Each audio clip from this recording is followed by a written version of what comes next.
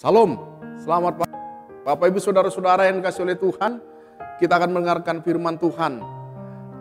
Temanya adalah utamakan Tuhan dan hormati bait-Nya. Dari bacaan 2 Tawarikh 29 ayat 3 sampai 36. Dan yang menjadi ayat kunci adalah pada ayat yang kelima yang berbunyi demikian.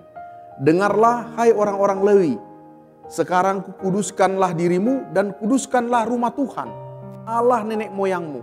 Keluarkanlah kecemaran dari tempat kudusmu.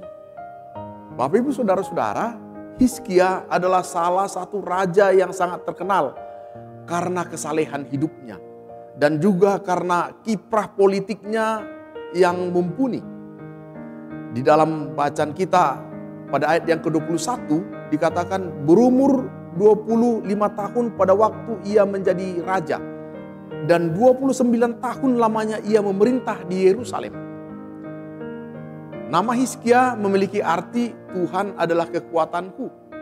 Dan sesuai dengan namanya, ia adalah seorang raja yang mengandalkan hidupnya kepada Tuhan. Dan menempatkan Tuhan sebagai yang terutama dalam hidupnya. Dan itulah yang menjadi kunci keberhasilan hidup Hizkia. Bukti Hizkia menempatkan Tuhan sebagai yang utama adalah tindakannya yang tegas untuk memusnahkan semua bukit-bukit pengorbanan, semua tugu-tugu berhala, dan termasuk agama Musa yang diberhalakan. Lalu ia juga memerintahkan orang Lewi untuk mentahirkan rumah Tuhan dan memerintahkan seluruh bangsanya untuk menghormati rumah Tuhan. Bahkan ia telah benar-benar melakukan reformasi rohani secara besar-besaran atas bangsanya, sehingga terjadi hujan pertobatan.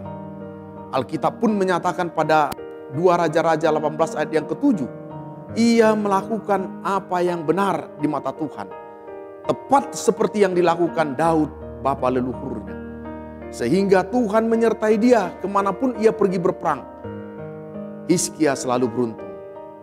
Bapak Ibu Saudara-saudara, kita pun ketika harus menempatkan Tuhan sebagai yang prioritas dalam hidup ini dan menunjukkan sikap penuh hormat terhadap bait Allah yang kudus. Bila kita benar-benar menghormati Tuhan, sikap kita pun akan hormat kepada keberadaan bait-Nya. Perlu diketahui bahwa bait Tuhan itu tidak hanya sebatas gedung gereja dalam bentuk fisik, tetapi kita mengatakan di dalam 1 Korintus 3 ayat 16 dan 17. Tidak tahukah kamu bahwa kamu adalah bait Allah? Roh Kudus Allah diam di dalam kamu. Jika ada orang yang membinasakan bait Allah, maka Allah akan membinasakan dia. Sebab bait Allah adalah kudus dan bait Allah itu ialah kamu. Bapak Ibu Saudara-saudara, sebab bait Allah kita harus menghormati tubuh kita. Yaitu tidak melakukan hal-hal yang cemar. Sebab Allah memanggil kita bukan untuk melakukan yang cemar, melainkan apa yang kudus.